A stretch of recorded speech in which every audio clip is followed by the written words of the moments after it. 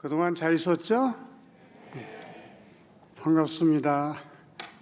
하나도 안 반가운 것 같아요. 반갑습니다. 우리 수원성교회 최고의 자랑이 우리 청년교구입니다.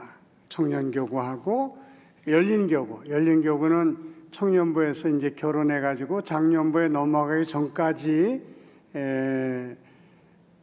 250가정이 모여서 서로 이제 모임도 갖고 구역 예배도 드리는데 250가정이니까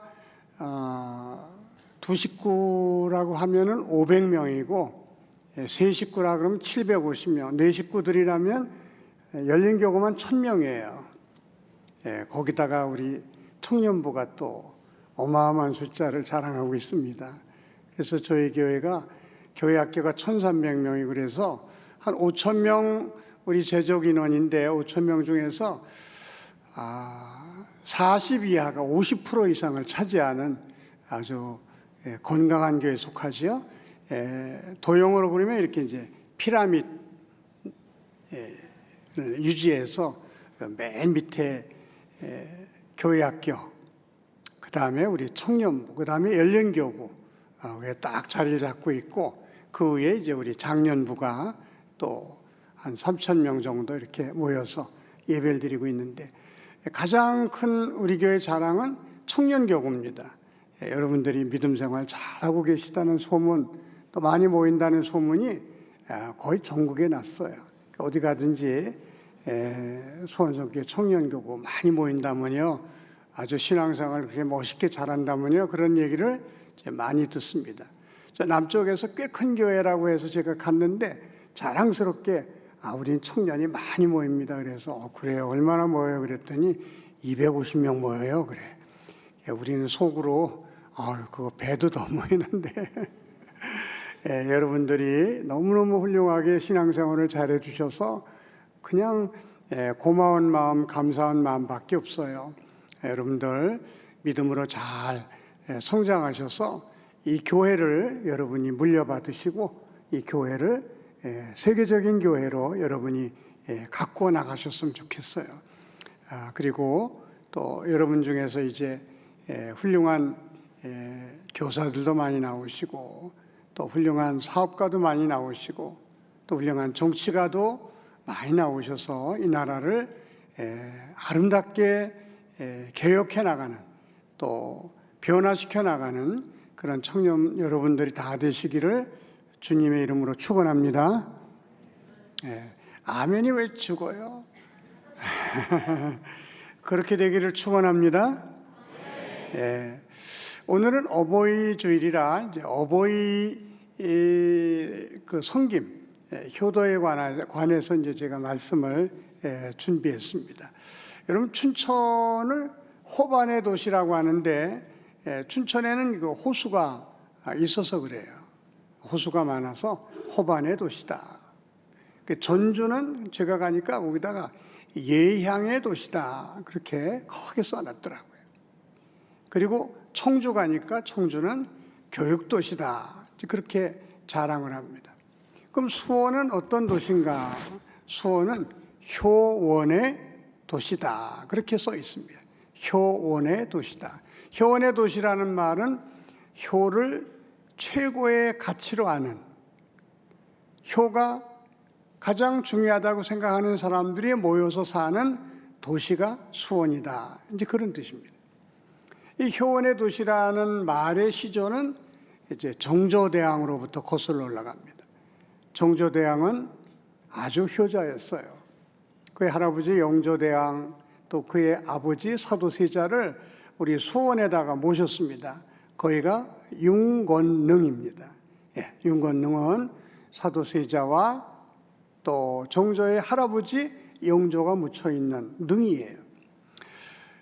이 정조는 너무 그 효자였기 때문에 아버지 돌아가신 이후에도 여러 차례 서울서 수원까지 와가지고 그 아버지의 묘에 말하자면 제사를 지내고 그 효심을 말하자면 이제 나타냈습니다.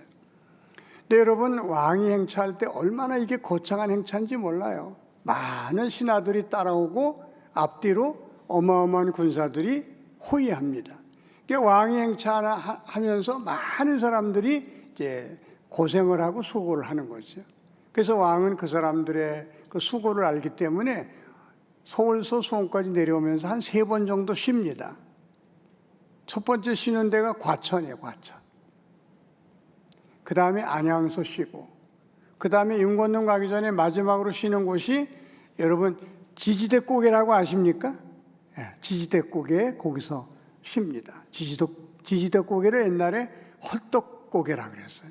왜냐하면 거기 넘으려면 막 이렇게 숨을 거칠게 몰아쉬지 않으면 안 되는 곳이니까. 그래서 그 이제 지지대고개에서 쉬는데, 그때 수원에 많은 사람들이 이제 왕의 얼굴을 보려고 지지대고개에 말하자면 기다리고 있었던 겁니다. 그때 왕은요, 요즘에 뭐 BTS 못지않게 많은 사람들의 말하자면 그 한번 보고 싶어하는 연예인 이상의 그런 사람이었습니다. 또 정조는요, 국민들의 인기, 국민들의 사랑을 많이 받았던 왕이기 때문에 그 임금님 얼굴 한번 보고 싶다는 사람들이 그렇게 많이 모이는 겁니다. 근데 수원의 어느 조그만 시골의 어떤 노파가 나도 임금님 얼굴 한 번만 봤으면 좋겠다. 임금님 얼굴 한 번만 보고 죽었으면 좋겠다. 이 노래를 하는 거예요. 근데 그분의 아들이 아주 효자입니다. 어머니, 제가 임금님 얼굴 볼 수 있도록 해드릴게요.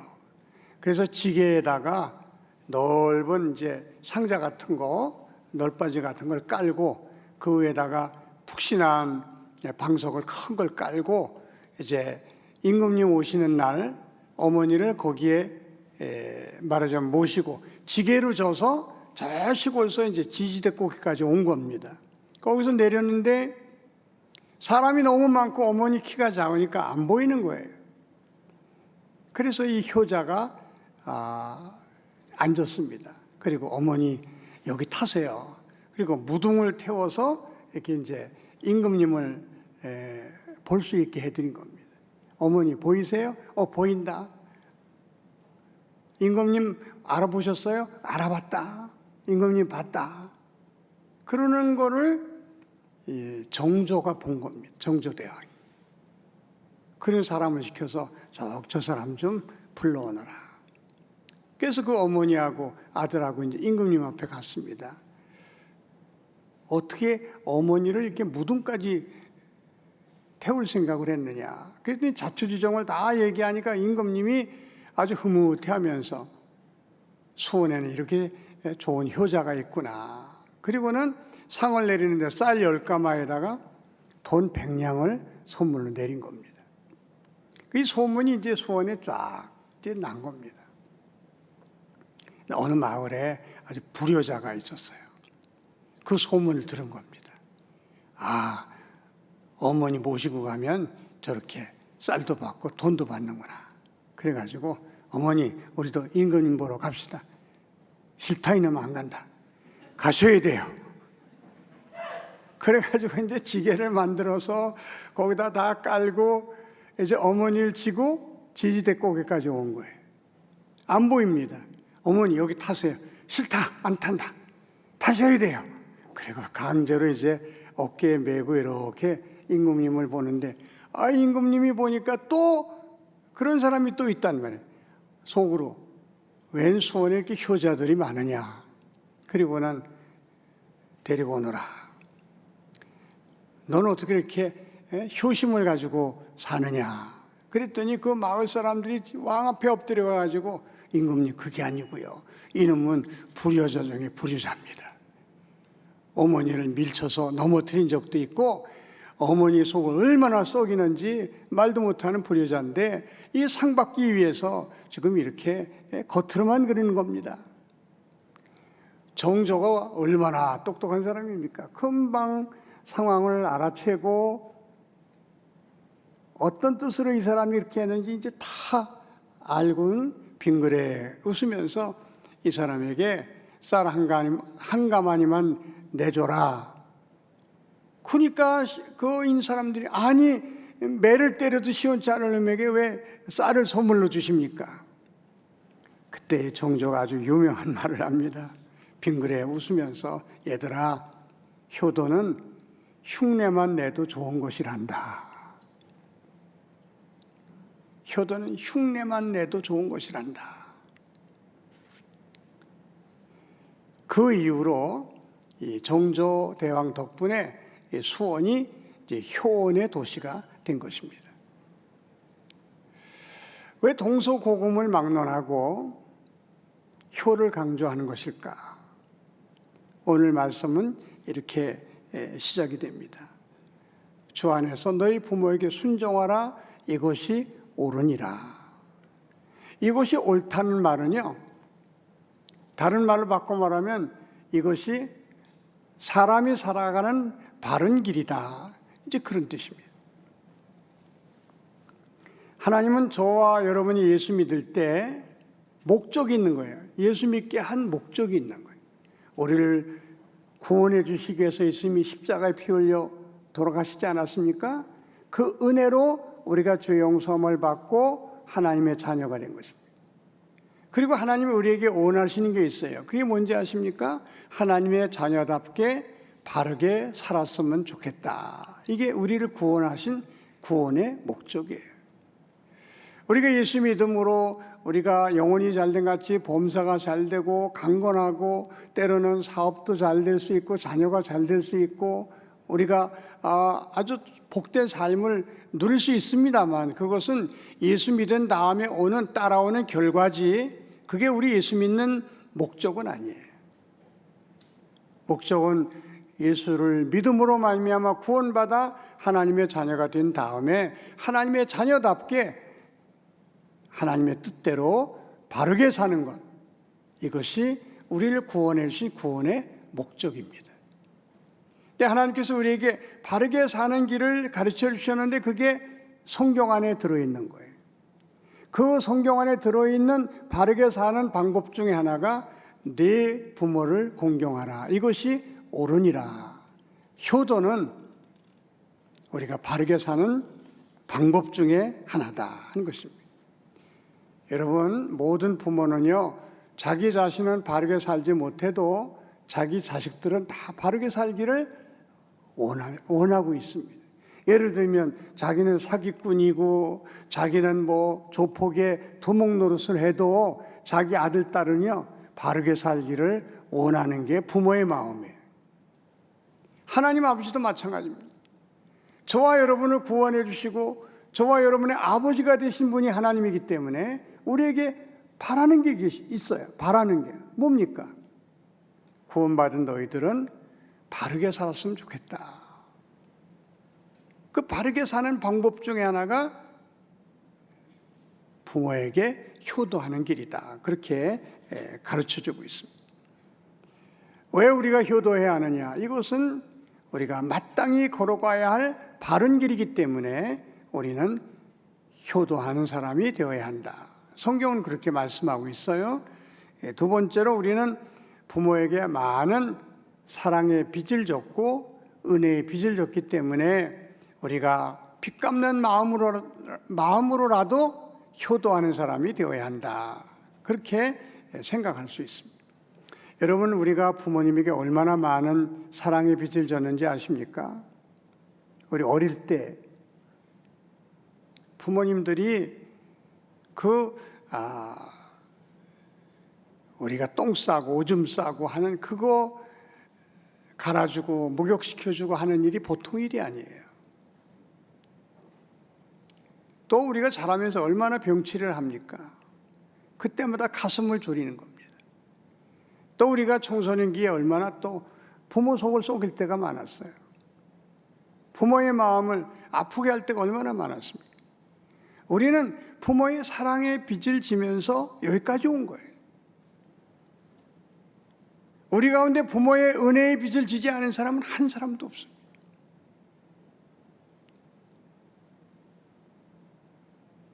근데 우리는 빚 지고는요, 부담스러워서 못 사는 거예요. 친구들이 오늘 내가 점심 살게 그러면 다음엔 내가 사야 돼. 왜? 부담스러워요. 내가 사야 마음이 편해요. 조금만 신세만 줘도 우리가 갚으려고 합니다. 우리 부모에게는요, 어마어마한 사랑의 빚을 졌고 어마어마한 은혜의 빚을 진 사람들이에요. 근데 이상하게 부모의 빚에 대해서는요, 갚을 생각을 안 하는 사람들이 너무 많은 거예요. 당연한 줄 아는 거예요. 너무나도 당연하게 생각하는 겁니다. 사랑의 빚을 줬으면요, 나도 갚을 마음을 가져야. 은혜의 빚을 줬으면 나도 갚을 마음을 가지고 살아야 그게 사람입니다. 여러분, 사람과 짐승의 그 새끼를 기르는 모습 보면요, 아주 비슷해요. 사람도 자기 자식을 위해서는요, 얼마나 헌신적인지 몰라요. 근데 짐승도 마찬가지예요. 여러분, 동물의 세계 보시지 않습니까? 그 짐승들이 자기 새끼를 기르는 모습은요, 눈물겹도록 헌신적이에요. 새끼를 위해서 최선을 다합니다. 때로는 새끼를 지키기 위해서 목숨을 거는 모습을 아마 여러분도 동물의 세계를 통해서 보셨을 거예요. 그렇게 해서 새끼를 길러냅니다. 이 동물과 사람의 결정적인 차이점이 뭔지 아십니까? 그렇게 부모의 헌신적인 수고를 통해서 새끼들이 다 자랐어요. 그리고 뿔뿔이 흩어집니다. 그리고 끝이에요. 단 한 마리라도 부모에게 찾아와서 고마움을 표현한다든지 부모를 봉양한다든지 그건 동물의 세계에서는 없습니다. 오직 사람만 유일하게 부모의 은혜에 감사할 줄 알고 부모를 봉양할 줄 알고 부모에 효도할 줄 아는 유일한 존재가 우리 사람입니다. 만약에 말이죠, 부모의 은혜로 부모의 사랑으로 이렇게 성장했고 오늘의 내가 있게 됐는데 감사할 줄도 모르고 은혜 보답할 줄도 모른다면 겉은 사람인지 몰라도 그 사람은 사람이 아닙니다. 감사할 줄 모르는 사람이 바로 짐승입니다. 동물입니다. 성경에서 가장 강조하는 말씀 중에 하나가 내 하나님 여호와의 은혜를 잊지 말지어다. 구역이 얼마나 많이 나온지 몰라요. 내 하나님 여호와의 은혜를 잊지 말지어다. 왜? 잊어버리면 더 이상 사람이 아니니까. 여러분, 우리가 효도해야 할 이유는 내가 부모에게 너무나 많은 사랑의 빚을 졌고 너무나 많은 은혜의 빚을 졌기 때문에 빚 갚는 마음으로라도 내가 효도해야 한다. 부모에게 잘해야 한다. 부모의 마음을 기쁘시게 해드려야 한다. 그게 두 번째 이유입니다. 셋째로는 하나님의 엄숙한 명령입니다. 내 부모를 공경하라. 하나님의 명령이에요. 명령어로 쓰여져 있습니다. 또 구약의 출애굽기나 신명기에 보면은 10계명 중에 제5계명이 네 부모를 공경하라. 그래야만 내가 땅에서 잘되고 장수하리라. 하나님의 엄숙한 명령으로 되어 있습니다. 여러분 아시겠습니다만 명령은 내가 선택할 수 있는 게 아니에요. 그냥 순종과 복종이 있을 뿐입니다. 하나님께서는 이 땅의 모든 부모들을 하나님의 대리자로 세우신 거예요. 하나님이 우리를 보내셨지만은 부모님을 통해서 보내시지 않았습니까? 하나님이 우리를 길러주셨지만은 부모를 통해서 길러주신 겁니다. 그래서 이 땅의 모든 부모는 하나님의 대리자로 하나님이 세워주신 거예요. 그래서 네 부모는 나 하나님의 대리자라고 생각하고 부모에게 효도하라는 거예요. 부모에게 잘하라고 하는 거예요. 이게 하나님의 명령입니다. 교회에서 아주 강조하는 말씀 중에 하나가 전도입니다. 전도해야 된다. 사실 전도하라는 말은요, 10계명이 없어요. 효도하라는 말은 있습니다.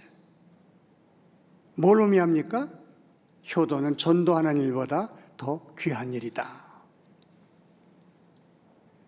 마지막으로 넷째는 이 계명은요, 축복이 약속된 계명이에요. 십계명을 1계명부터 4계명까지는 하나님 섬김에 대한 말씀이고 5계명부터 10계명까지는 사람을 섬기는 그런 것에 관한 계명이에요. 그런데 그 사람을 섬기는 계명 중에 첫 번째가 네 부모를 공경하라. 근데 거기는 축복이 약속되어 있어요. 그래서 오늘 말씀에는 약속 있는 첫 계명이다, 그런 말씀을 하고 있습니다. 무슨 약속? 부모를 잘 섬기면 하나님께서 땅에서 잘 되게 해주겠고 장수하게 해주겠다. 땅에서 잘 되게 해주겠다는 말씀은요, 우리가 이 세상을 살면서 무슨 일을 하든지 형통하게 해주겠다, 그런 약속의 말씀이에요. 또 장수하게 해주겠다는 말은 하나님의 부르심을 받는 그 순간까지 건강 잃지 않고 행복하게 살게 해주겠다, 그런 약속의 말씀입니다. 네, 여러분, 이 말씀보다도 더 중요한 복은 뭐냐 하면 우리가 효도하면 우리의 자녀들이 우리에게 효도하는 복을 받게 된다, 그런 뜻입니다. 한번 따라해 보실까요? 심은 대로 거둡니다. 이건 만고불변의 원칙이에요. 콩 심은 데 콩 나고 팥 심은 데 팥 나는 거예요. 우리가 부모에게 효도하면 이 다음에 우리의 자녀들이 우리에게 효도하게 되어 있습니다. 우리가 부모에게 불효하면 이 다음에 우리의 자녀들이 우리 가슴에 대못을 박는 그런 끔찍한 일이 일어나는 거예요. 제가 살던 고향은요, 안시 집성촌이에요. 한 200~300명의 사람들이 모여 사는데 좀 먼 친척 되는 집에 며느리가 하나 들어왔는데 아주 정말 못된 며느리가 들어왔어요. 그 옛날 시골에는요, 안방은 밥을 하기 때문에 언제나 불을 떼요. 그러나 사랑방은요, 저녁에 의도적으로 불을 떼지 않으면 불 뗄 일이 없어요. 근데 대개 아들을 장가 보내면 아들 며느리에게 안방을 주고 어머니는 사랑채로 물러나는 게 보통 풍습이에요. 그 사랑채는 불 뗄 일이 없어요. 그래서 저녁에 며느리가 군불을 떼야 돼요. 온돌입니다. 이 며느리가 불 떼는 척하고는 조금 이따 꺼버려요. 이 온돌이 달궈져야 되는데 달궈지기도 전에 불을 꺼버리니까 시어머니는 그 찬 돌 위에서 자는 거나 마찬가지입니다. 시어머니가 며느리 허물을 공개할 수도 없고 속으로만 끙끙 앓으면서 고생하시다가 몇 년 만에 돌아가셨어요. 사람들이 그걸 알게 됐습니다.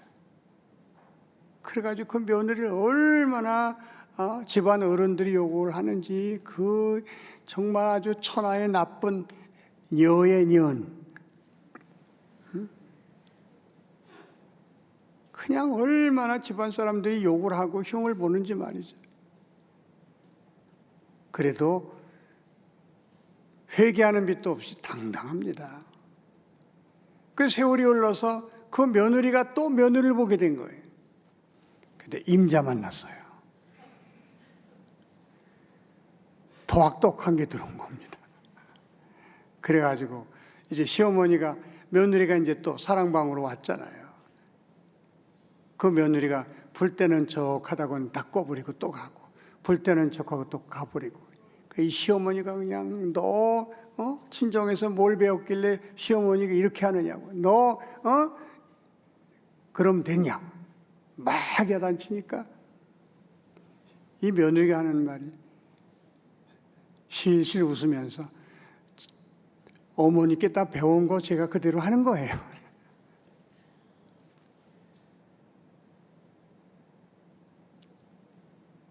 콩 심은 데 콩 나고 팥 심은 데 팥 나는 거예요. 효자 집안에 효자 나고 불효자 집안에 불효자 나는 거예요. 내가 자녀들에게 효도받고 싶어하는 마음은요, 모든 사람의 공통된 마음이에요. 내가 효도하면 내가 그런 효도를 받지만, 내가 그렇게 하지 못하면, 그렇게 하지 않으면 나는 그런 복을 받을 수가 없는 것입니다. 어떻게 효도해야 하나? 첫째가 순종이라 그랬어요. 주 안에서 너희 부모에게 순종하라. 이것이 옳으니라. 이 순종은 부모의 권위를 인정하는 데서부터 나오는 행위입니다. 하나님께서는 너희 부모는 내가 세웠다.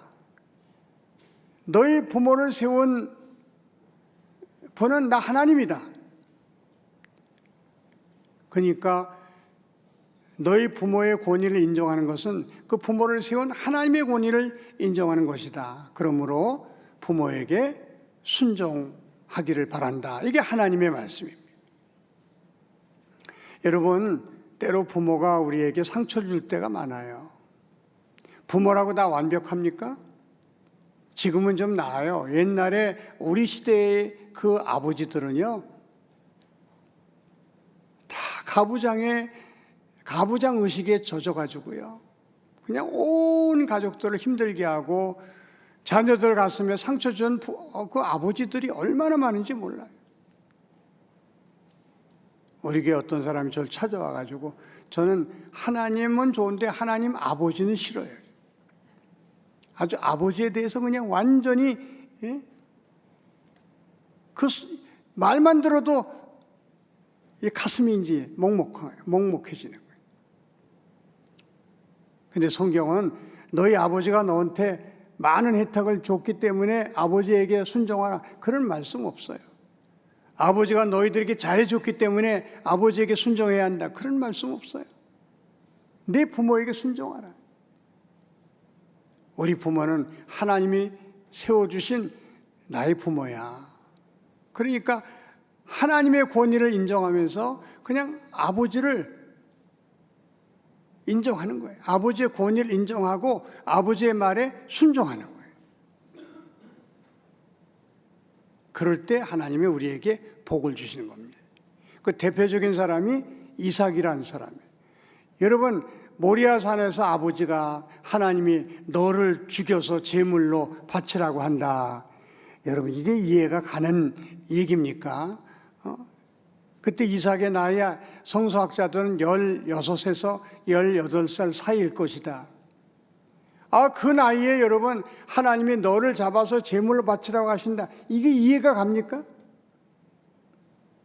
우리 아버지가 치매에 걸리셨나? 응? 아니, 이럴 수가 있나? 그리고 16에서 17이면요, 소양 애들은요, 힘이 최고로 쓸 때예요. 아버지는 117세. 바람만 불어도 넘어갈 그런 체력입니다. 힘이 없어요. 아버지 망령 드셨어요. 그리고 밀치고 도망가면 그만입니다. 근데 이삭이 이 말도 안 되는 아버지의 말에 순종합니다. 그는 아버지의 권위를 인정했어요. 하나님이 아버지를 자기 집의 가장으로 세우셨다는 사실을 인정했습니다. 내 생각에 이해가 안 되고 말도 안 되는 말이지만 아버지의 말씀이니까 내가 순종해야지. 그리고 바위에 눕습니다. 아브라함이 칼을 들어 내리치려고 할 때 아브라함아 네 아들 이삭에 손을 대지 말라. 아브라함의 믿음은 훌륭하지만은 아버지의 말을 듣고 바위에 죽음을 무릅쓰고 누웠던 이삭의 이 순종의 믿음이야말로 정말 창세기에 다이아몬드처럼 빛나는 믿음이 아닐 수가 없습니다. 제 생각은요, 하나님이 그 순간을 찰칵 사진 찍어가지고 어디다 걸어놨을 것 같아요. 그 뒤로 이삭이 두고두고 복을 받습니다. 이삭이 농사할 때 100배의 수출을 얻었고 이삭이 마침내 거부가 되었더라. 요즘으로 말하면 재벌이 됐다는 거예요. 우리 청년 여러분, 부모가 꼭 옳기 때문에, 부모가 꼭 나에게 잘했기 때문에 우리가 부모에게 순종하고 부모에게 잘하는 게 아니에요. 하나님께서 부모의 권위를 인정하고 순종하라고 하셨기 때문에 우리는 순종하는 것 뿐입니다. 자식의 도리를 다하는 것 뿐입니다. 그럼 하나님이 우리를 축복해 주시는 거예요. 두 번째는 육신의 필요를 채워줘야 합니다. 부모님들은요, 한 70 정도, 65세만 돼도 벌써 입맛을 다 잃어버려요. 그래서 맛있는 게 없습니다. 여러분, 젊은 때는 아무나 먹어도 맛있는데 65세 이상 되면 입맛을 다 잃어버려가지고 맛이 없어요. 그래서 부모님들에게 좋은 음식을 가끔 대접하는 게 얼마나 중요한지 몰라요. 또 연세가 많으신 분들은요, 추위를 많이 타요. 여러분, 겨울에 내복 안 입죠? 65세 이상 되신 분들은 내복 안 입으면 못 살아요. 따뜻하고 좋은 옷이 필요해요. 젊은 때는 뭐 아무 이불이나 덮어도 상관없는데 나이 드신 분들에게는요, 좋은 이불이 필요해요. 그런 육신적인 필요를 채워주는 것을 효도 혹은 부모를 공경한다, 그렇게 말합니다. 성경은 내 부모를 공경하라. 이 공경이라는 말을 히브리 원어로는 키베드라고 하는데, 여러분, 심장이 카베드예요. 어원이 같아요. 내 부모를 공경하라는 말은 내 부모를 내 심장처럼 소중히 여겨라, 이제 그런 말씀. 그래서 집에서 우리 부모님이 우리 가정의 가장 귀한 분이다, 이런 생각을 가지고 살아야 된다, 이 말이죠. 나갈 때 꼭 아버지 어디 다녀오겠습니다. 어머니 다녀왔습니다. 잠깐 내려갈 때 어머니 제가 쓰레기 버리고 올게요. 먼 곳에 계실 때는 항상 전화하고, 저 잘 있어요. 어머니 잘 계셔요? 별일 없습니까? 어머니 아버지를 아주 귀하게 여기는 이 마음으로부터 이 효도가 시작되는 것입니다. 그 다음엔 우리 어머니 아버지를 하나님께로 인도해야 돼요. 구원의 길로 인도해야 그게 효도입니다. 여러분, 육신적으로 아무리 잘해드려도 마지막에 하나님의 심판받고 지옥에 가신다면 그건 효도가 아닙니다. 어떻게 해서든지 내 어머니, 내 아버지 예수 믿고 구원받을 수 있도록 여러분 뜨겁게 기도하시고 마음을 다해 전도하시고 어머니 아버지의 마음을 감동시켜서 어머니 아버지가 여러분이 믿는 그 하나님, 여러분이 믿는 그 예수님을 믿을 수 있도록 인도하는 것, 이것이 얼마나 중요한 효도인지 알 수 없어요. 제가 18살 때 처음으로 예수를 믿었습니다. 제가 예수 믿고 제일 먼저 저희 어머니를 주께로 인도해야 되겠다, 그런 마음을 가지고 어머니한테 가서 저와 함께 예수 믿으세요. 교회 갑시다. 교회 가십시다. 그때 우리 어머니가 너나 잘 믿어라. 이제 뭐 내가 한글도 모르고 이제 다 늙었는데 무슨 예수를 믿냐. 난 교회 가도 아무것도 모른다. 너나 잘 믿어라. 제가 우리 어머니가 너무 불쌍한 마음이 들었어요. 시집 오셔서 저희 집에 농사가 꽤 많았습니다. 여러분, 시골 부자는요, 일부자예요. 어머니 아버지는 아침에 나가서 저녁에 들어와요. 점심 저녁은 다 우리 누님들이 맡았어요. 손을 만져보니까 손이 갈키 손이에요. 그 손을 붙들고 제가 막 울었어요.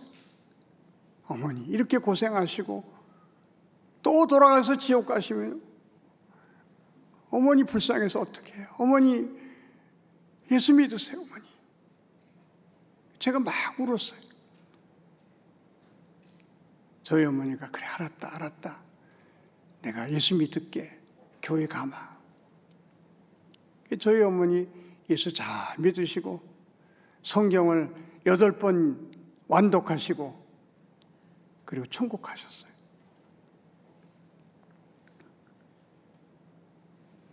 저희 어머니가 8남매를 낳으시고 아주 재밌게 사시다가 큰형님 결혼시키고 나서부터 비극이 시작됩니다.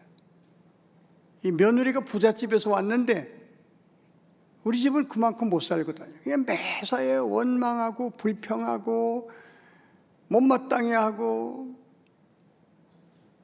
우리 어머니하고 자주 부딪히더니 시어머니에게 상처 주는 말을 막 하고, 그 며느리 얻으면서부터 우리 어머니의 비극이 시작됩니다. 기뻐하시던 얼굴이 완전히 이제는 뭐 슬픔의 얼굴로 바뀌었고, 남 보지 않은 데서 눈물 흘리시고, 그걸 제가 중학교, 고등학교 때 본 겁니다. 그리고 제가 몇 년 후에 결혼을 했어요. 그리고 제 아내하고 의논해서 우리 어머니를 우리가 모시자.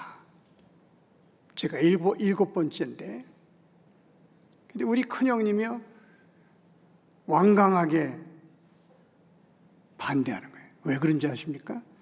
그 당시 시골에서는요, 장남이 부모를 안 모시고 차남이 모시고 가면 사람들이 장남 흉을 보는 거예요. 부모 모시기 싫어서 저 작은 아들 집에 보냈다. 그래서 우리 큰형님의 체면이 이제 땅에 떨어지는 거예요. 그러니까 어머니가 그렇게 힘들어 하시는 거 아시면서도 저한테 모시고 가라는 말을 안 하시는 겁니다. 안 된다는 거예요. 그리고 또 2년이 지났습니다. 제가 우리 형님한테 가서, 형님, 우리가 맞벌이 아니면 살 수가 없어요. 그래, 맞벌이 해야 되는데 애들 봐줄 사람이 없어요. 형님, 우리 도와주는 셈 치고 어머니 좀 보내주세요. 그래서 우리 집에서 애기 좀 보게 좀 해주세요. 그렇다면 내가 어머니 보내드리지. 그 집안 어른들 다 모아놓고, 제 일곱째가 맞벌이 하기 때문에 애들 봐줄 사람이 없어서 어머니를 모시러 왔다고. 그 쟤들 애기 좀 봐주시라고 어머니를 이렇게 보내게 됐다고. 그 어른들이 다 끄떡끄떡 하면서, 그럼 뭐 엄마가 가셔야지. 누가 애기를 보나. 그래서 저희가 어머니를 모시고 왔어요. 사실은 우리가 맞벌이 하지 않았습니다. 어머니 모시고 싶어서, 슬픔과 눈물로 보내신 어머니 기쁘게 들고 싶어서, 다시 그 얼굴에 웃음꽃 필 수 있도록 하기 위해서 어머니를 모시고 왔어요. 한 33년 저희가 모시다가 천국 가셨어요. 그리고 돌아보니까 이제 장모님이 또 계신 거예요. 저희 어머니 모시는데 정신이 없어서 장모님까지 신경을 못 쓴 거예요. 아이고, 이제 장모님 모시자. 장모님을 모시려고 하니까 벌써 이미 좀 늦은 거예요. 장모님이 치매에 걸렸어요. 저희 집에 모시고 와서 며칠 지내시는데 맨날 저한테 그냥 얼마나 야단을 치시는지. 무슨 치매가, 사위를 미워하는 치매가 있어요. 자네 왜 우리 딸 때리나?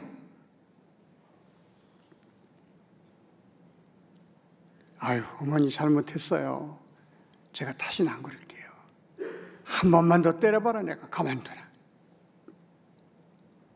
저녁에 잠자는데 좀 이상해가지고 문을 열면요, 우리 방문에도 이렇게 귀를 대고 계셔요. 문 걸어놓고 내가 자기 딸 때리는가 이렇게 감시하시는 거예요. 우리 집사람이, 여보, 우리 어머니 못 모셔. 우리 어머니 모시고 교회 가야 되는데, 교회에서 많은 사람 앞에서 우리 사위가 우리 딸을 이렇게 때린다고 그냥 막 큰 소리 치면은 뭣도 모르는 교인들은, 믿는 교인들도 많을 텐데, 당신이 여기까지 목회 잘했는데 이제 그런 일이라면 어떻게 우리 어머니 못 모셔. 제가 아니야. 그런 일이 생기면 내가 우리 교우들을 설득할 거야. 이해시킬 거야. 치매있기 때문에 어쩔 수 없이 이렇게 된 거니까 여러분들 이해해달라고 내가 말하면 돼. 그리고 이미 치매이기 때문에 처제가 어머니를 모셨는데 너무너무 그냥 둘이 싸워서 둘 다 이제 완전히 정신병원에 가기 직전이에요. 그래서 우리가 모시자. 그리고 문제가 생기면 그때 또 해결하자. 그래 우리 집에 모셨어요. 처음에 얼마나 어려웠겠습니까? 근데 갈 때마다 어머니 좋아하시는 거 조금 사서 어머니 잡수시라고 사왔어요. 또 가끔 꽃도 사다가 드리면서 어머니 사랑합니다. 어머니 행복하게 지내세요. 모시고 나가서 구경도 시켜드리고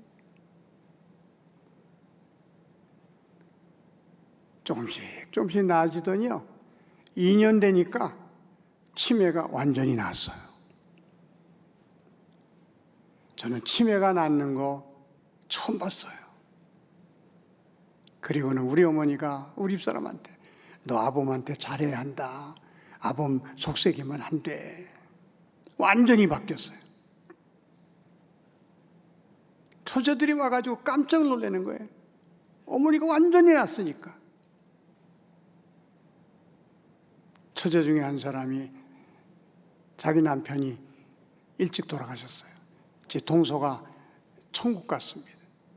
혼자 사니까 저한테 와서 형부, 나 혼자 사니까 너무 쓸쓸하고 외로워요. 어머니 내가 다시 모시고 하면 안 될까요? 아, 그럼 모시고 하라고. 그래서 이제 그 처제가 모시고 삽니다. 어머니 아버지 모시는 비용을 우리가 거의 다 대요. 그리고 한 달에 한 번씩 찾아뵙고 맛있는 거 사드리고 용돈 드리고 그리고 옵니다. 40년 전에 교회를 개척해서 정말 이렇게 아름다운 교회를 하나님이 허락해 주셨어요. 저는 교회 올 때마다 하나님 이렇게 좋은 교회에서 목회하게 하신 거 감사합니다. 저만큼 목회의 복을 받은 사람이 아마 별로 없을 거예요. 여러분 겉으로 볼 땐 다 평안해도요 속에 들어가 보면요 교회 너무너무 문제가 많은 거예요. 어제도 우리 교회 부목사였다가 좋은 교회로 담임 목사로 갔어요. 7년 만에 저 찾아왔어요. 눈물을 뚝뚝 흘리면서 그 어려움을 토로하는데 얼마나 가슴이 아팠는지 모릅니다. 우리 교회는 얼마나 평화로운 교회고 얼마나 좋은 교회인지 몰라요. 정말 문제도 없습니다. 우리 교회만큼 평화로운 교회가 없어요. 저는 확신합니다. 그래도 어머니 정성껏 모셨더니 내 부모를 공경하라. 그리하면 내가 땅에서 잘 되고 장수하리라. 축복의 약속, 그 약속 때문에 내가 이런 복을 받는다고 늘 생각하고 있습니다. 사랑하는 우리 청년교구 여러분, 효도는 축복이 약속되어 있는 하나님의 첫째 가는 계명이에요. 내 부모를 공경하라. 그리하면 내가 땅에서 잘 되리라. 이 말씀을 늘 마음에 새기면서 여러분 형편 안에서 여러분 수준 가운데 여러분이 최선을 다해서 효도할 때 하나님이 여러분을 축복하시고 여러분의 인생을 아름답게 가꾸어 주실 줄로 믿습니다. 기도하겠습니다.